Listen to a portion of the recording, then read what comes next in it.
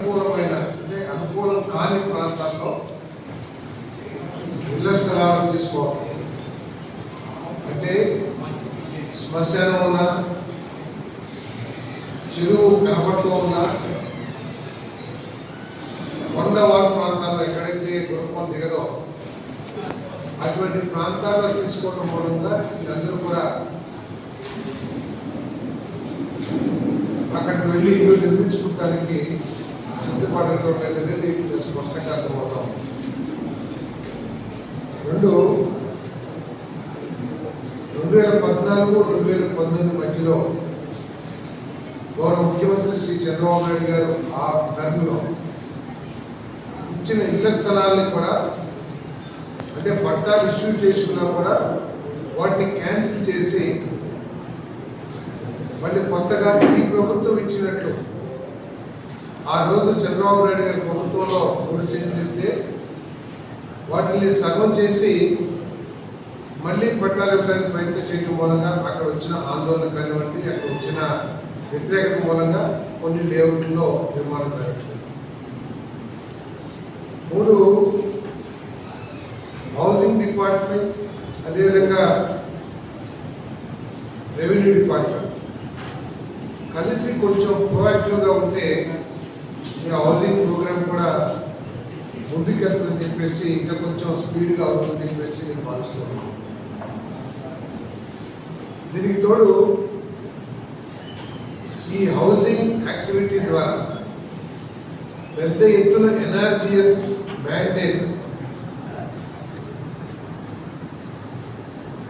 Mandates create అవుతున్నా కూడా, mandates వస్తున్నా కూడా దానికి తగ్గ ఫలితం హౌసింగ్ డిపార్ట్మెంట్కి ఇవ్వకపోవడం కూడా కొంత బాధాకరం అని చెప్పేసి భావిస్తున్నాను.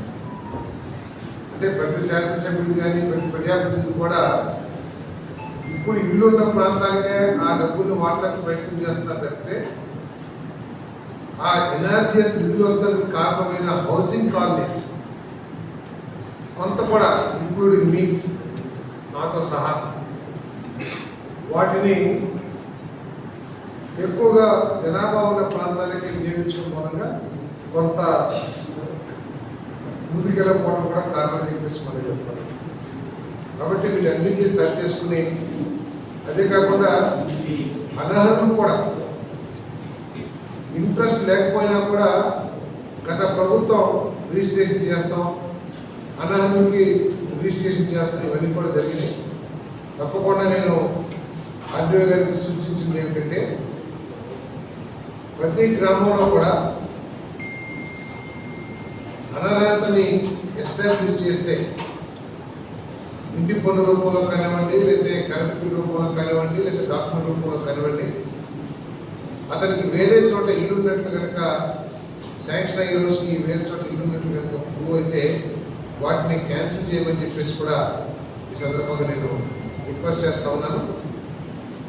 సో రకరకాల సమస్యల గురించి డిస్కస్ చేసాము ఆర్డీఓ గారు అక్కడ కూడా. సో వాటన్నిటి మీద వెంటనే మరి ఆర్డీఓ గారు, అదేవిధంగా హౌసింగ్ డిపార్ట్మెంట్ పీడీ గారు చర్యలు తీసుకుని రకరకాల డిఫరెంట్ గ్రామాల్లో డిఫరెంట్ సమస్యలు మనకు చర్చించాం. వాటి మీద తప్పకుండా చర్యలు తీసుకున్నారని చెప్పేసి మనం పెడతాం. అదేవిధంగా కొత్త స్థలాలు కావాలని చెప్పేసి అనుకుంటున్నాం. మనందరూ కూడా బాధ్యతతో ఆలోచించాల్సింది ఏంటంటే ప్రభుత్వం ఇచ్చిన ఇళ్ల స్థలాలు ఖాళీగా పెట్టుకుని మళ్ళీ ఇళ్ల స్థలాలు కావాలంటే ప్రభుత్వం మీద పడుతున్న భారాన్ని కూడా ఒకసారి ఆలోచించేయాలి. అంటే నా ఉద్దేశం ఏంటంటే ఎవరికైతే స్థలాలు అలాట్ అయినాయో వారందరూ కూడా ఇల్లు ఏదో ఆస్తి రూపంలో ప్రభుత్వం స్థలాలు ఇవ్వట్లా, ఇల్లు లేని పేదవాడికి ఇళ్ల స్థలం ఇచ్చి ఇల్లు నిర్మాణం చేయాలనేది ప్రభుత్వం యొక్క లక్ష్యం. అంతేగాని ప్రభుత్వం సొమ్ముతో స్థలాలు సేకరించి కొని దానికి ఇల్లు ప్లాట్లు ఇచ్చిన తర్వాత దాన్ని ఏదో ఆస్తి గట్ట పెట్టుకుంటాం, ఎప్పుడైనా కట్టుకోవచ్చు అనుకుంటాం సబబు కాదనేది నా అభిప్రాయం. దయచేసి అందరూ కూడా నిర్మాణం చేసుకుంటారు. ఎందుకంటే ఇప్పుడు PMAY 1O ఏదైతే స్కీమ్ ఉందో అది కూడా మనకు ఇంత ముఖ్యమంత్రి చంద్రబాబు నాయుడు గారు ప్రయత్నంతో యాక్చువల్గా 2023-12 అయిపోయినట్టుంది. 24 డిసెంబర్ 24 అనుకుంటాను పూర్తయినా కూడా ముఖ్యమంత్రి గారు చొరవతో 2026 మార్చి వరకు కూడా దాన్ని కొనసాగిస్తూ జరుగుతుంది. కాబట్టి దయచేసి వీళ్ళందరూ కూడా ఇల్లు నిర్మాణం పూర్తి చేసుకోవాలని చెప్పేసి మనం చేస్తున్నాము. ఎవరికైతే అలాట్మెంట్ అయిందో వారికి ఇల్లు పూర్తి చేసుకోకపోతే మళ్ళీ ఎప్పటికీ కూడా రాబోయే 10-15 సంవత్సరాల్లో కొత్తగా గవర్నమెంట్ నుంచి ఇల్లు శాంక్షన్ కావాలని చెప్పేసి కూడా నేను చాలా స్పష్టంగా చెప్తా ఉన్నాను. ఈ ప్రభుత్వం, మన చంద్రబాబు నాయుడు గారి ప్రభుత్వం ఎంత చిత్తశుద్ధితో ఈ కార్యక్రమాన్ని ముందుకు తీసుకెళ్లాలని అనుకుంటుందంటే, ఈ 5 సంవత్సరాల కాలంలో అర్హత ఉన్న ప్రతి ఒక్కరికి కూడా గృహ వసతి ఏర్పాటు చేయాలనే లక్ష్యంతో పనిచేస్తూ ఉంది. దాంట్లో భాగంగానే గత ప్రభుత్వం రద్దు చేసిన ఆర్థిక సహాయం ఎస్సీ, ఎస్టీ, బీసీలకు ఏదైతే ఉందో ఆ ఆర్థిక సహాయాన్ని, అదనపు ఆర్థిక సహాయాన్ని ఈ ప్రభుత్వం మళ్ళీ పునరుద్ధరించిందని చెప్పేసి కూడా మనం చేస్తున్నాం.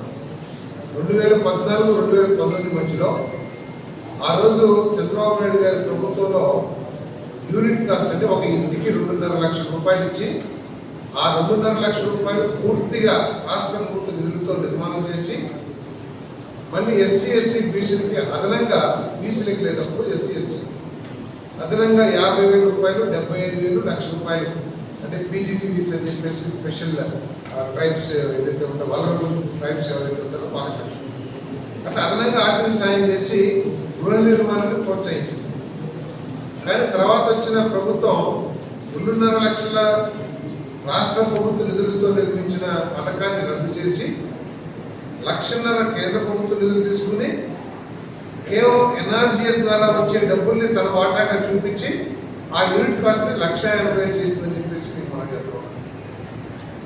గృహ నిర్మాణ కార్యక్రమం పూర్తిగా రాష్ట్ర నిధులతో చేయబడింది. చంద్రబాబు నాయుడు గారు ముఖ్యమంత్రిగా ఉండగా పూర్తిగా 50% సహా రాష్ట్ర ప్రభుత్వ నిధులతో చేయబడింది. 2019-24లో దాదాపు 80% కేంద్ర ప్రభుత్వ నిధులు, 20% రాష్ట్ర ప్రభుత్వ నిధులు. వైద్య ప్రభుత్వం ఒక్క పైసా ఇవ్వకుండా గృహ నిర్మాణ కార్యక్రమం చేసింది. ఇప్పుడు ఇచ్చే నిధులన్నీ కూడా సెంట్రల్ గవర్నమెంట్ నుంచి వచ్చే నిధులనే మనం ఇస్తున్నాం. కాబట్టి కన్ఫ్యూజన్ కాకుండా చెప్పండి. ప్రభుత్వం 2014-19 మధ్యలో కట్టుకున్నప్పుడు కూడా ఇవ్వాలని నిర్ణయం తీసుకుంటే కొద్ది నిధుల సమస్య వలన